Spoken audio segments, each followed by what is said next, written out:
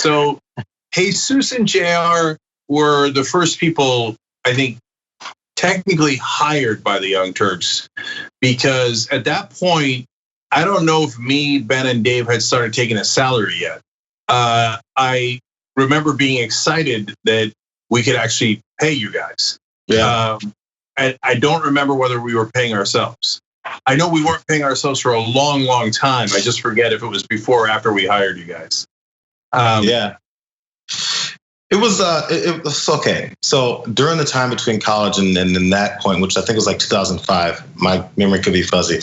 But I remember my old roommate and I counted how many jobs I had. This is after going to USC and racking up all kinds of debt.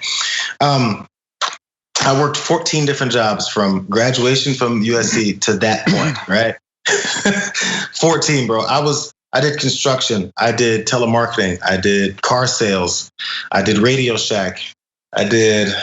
It's like we counted them at the time, and even then we had trouble remembering it. So I know 15 years later, I'm definitely not going to remember it. But the thing was it was always, we had to find a point. For some reason, when you think about that now, I'm like, I kept finding a reason to come back to sit in on this radio show. Sometimes the Air America days were later, but at random times, the times would change all the time for the show. And we'll sit in and do a fun show.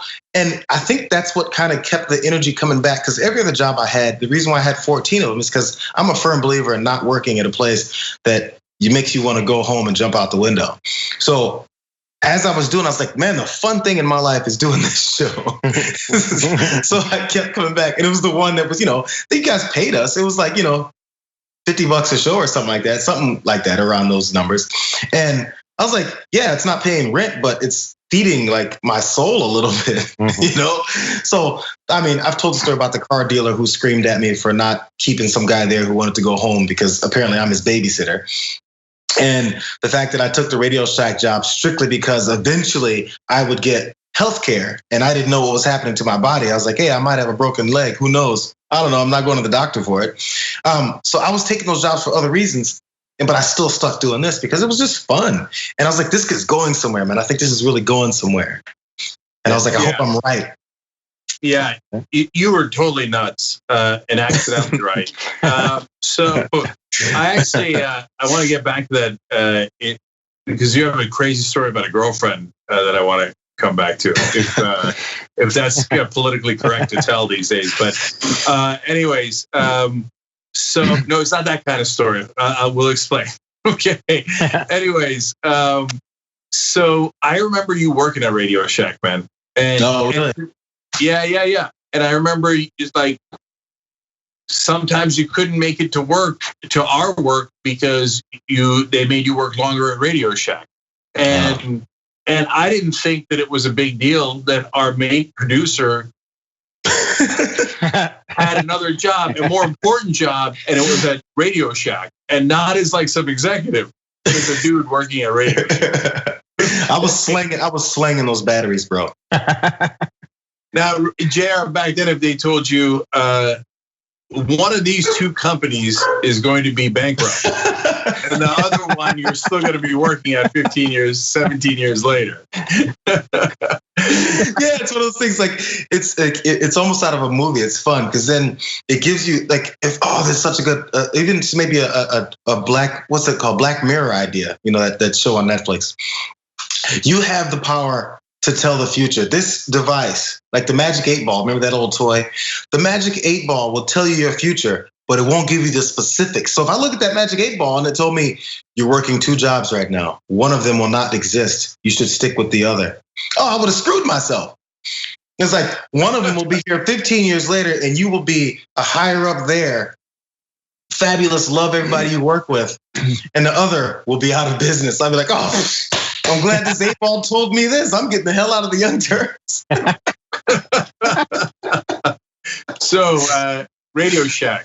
I don't know if I could say the old Shaq line anymore, but after Shaq left the Lakers, the line he told Kobe about how a certain body part tastes. So Radio Shack, you tell me how that tastes. So, but Jesus, you actually worked at TYT before Jayar did.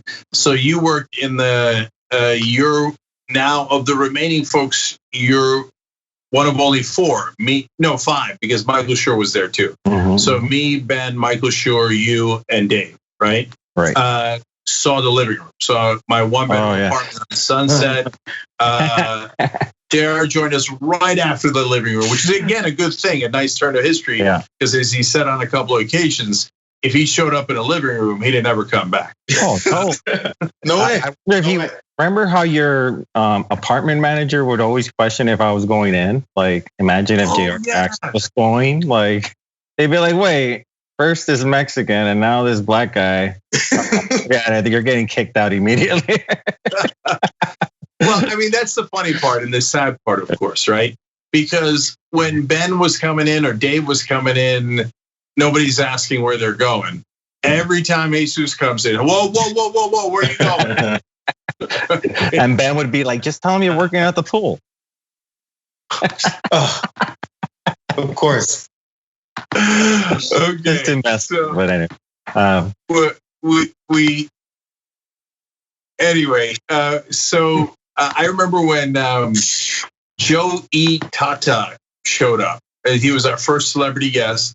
He was the owner of the Peach Pit on Beverly Hills 90210. I don't know if you were producing or directing or whatever the hell we called it back then that day, Jesus.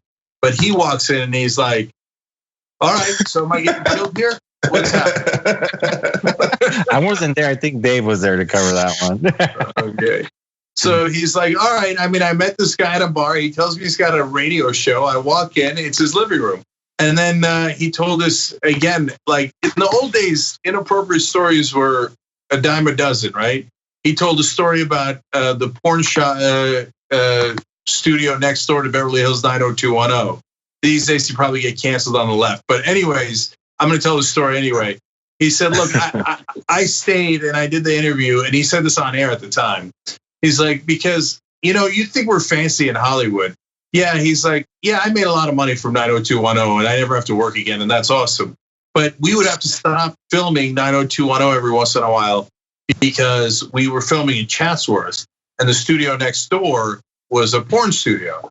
And so every once in a while, the moaning would get so loud, the director would be like, 'It's on air. We got to pause. We got to wait till they stop moaning.'" So, at least they'll know when they're done. Like there's a marker or a definitive sound. You're like, "All right, they're done." Yeah, I don't know if Joe went and checked to see when they were done, but that's a whole nother story. Thanks for watching The Young Turks. Really appreciate it. Another way to show support is through YouTube memberships. You'll get to interact with us more. There's live chat emojis, badges. You've got emojis of me, Anna, John, Jayar. So those are super fun. But you also get playback of our exclusive member-only shows and specials right after they air. So all of that, all you gotta do is click that join button right underneath the video. Thank you.